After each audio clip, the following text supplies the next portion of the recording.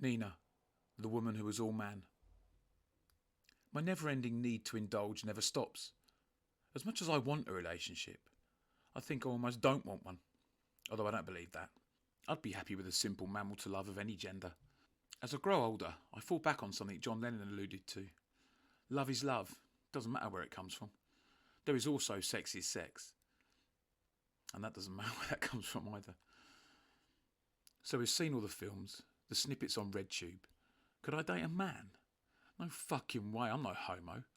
Could I date a woman that's grown a dick? Possibly. Not realising that this woman that's grown a dick is maybe a man that's had breast implants and some steroids. I don't need to move things around in my head to make things taste better. I do what I like, see who I like, and hold hands with who I like. I always said if I couldn't find a relationship by the time I was 50, I would become gay and go live in Brighton with a man. Although I'm still single, not living in Brighton, actually I'm self-isolating around my bloody mother's house. Things haven't moved on. I've no decent man or woman in my life. Nina was an exception to the rule because she was a little of both. Found on the same old dating sites I always use. I must admit I didn't yet again read the profile and only looked at the pictures. She later told me that she took over 250 pictures to get the 3 she used on the site, and to be honest, when I found out, I didn't care. If anything, I was turned on. We met in a pub in King's Cross. This girl was prettier than most of the women in the pub. I guess the rub for me is the prettier the better. Matters not what gender they are. Would I fuck a bloke? Maybe, if he was hairless and pretty enough. Short skirt, legs up to here, thin, well-spoken, olive-skinned and beautiful. All the requirements I need. Oh, and she had a cock. Albeit a cock that couldn't get hard, she hated it so much. There are a few different types of trans. The ones who can't get hard, the ones who can get hard and come, and the ones who can't get hard or come. There are also the self-mutilators. Nina enjoyed being a woman and doing all the things that women do, and I didn't mind. She was from the Philippines, had style and class. Lived in a little room in St John's Wood, full of clothes. In fact, it looked like a drag queen lived there, with feather boas and fancy ball gowns. It was a sight to behold, all Christmas tree tinsel and fairy lights. 'Twas like a grotto. I liked it there. I felt like a little elf. I took her out a few times. We just acted normal, if you can act normal nowadays. It was just me and Nina going out getting drunk. Although going to a pub, is that normal nowadays? I can't remember how old she was. And funny, that conversation never came up. She had a job, sent money back to her family, and lived. I must say she lived her life to the fullest with flair and colour. I liked that about her. A woman who thinks like a man, the best person to date. She was unoffendable. She understood me quite well. I did often wonder if she was doing anything on the side with other men. I guess she was, as I sometimes wouldn't hear from her for weeks.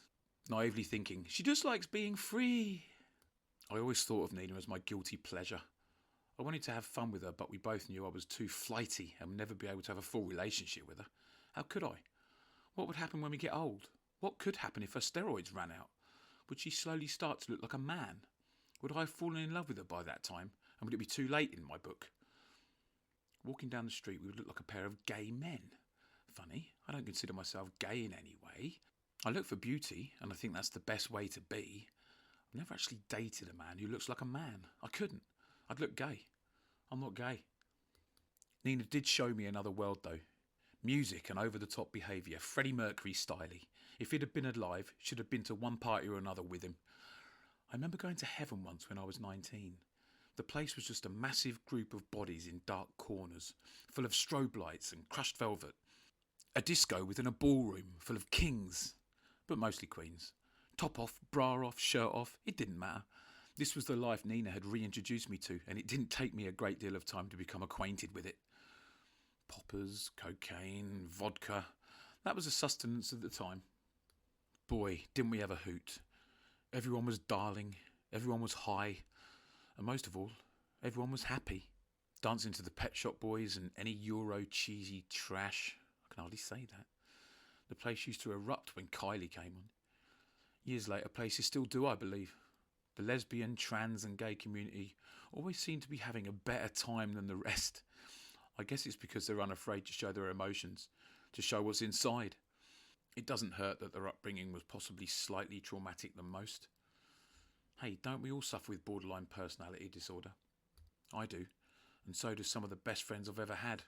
although sometimes the obligation of being this way has led to suicide for some of them. Shine on, you crazy diamond, or stay golden, pony boy.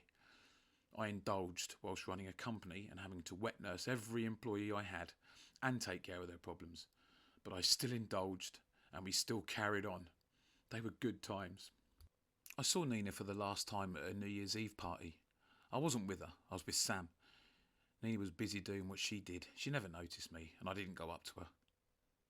All good things, I guess, must come to an end. Thanks, Nina. I'll remember you.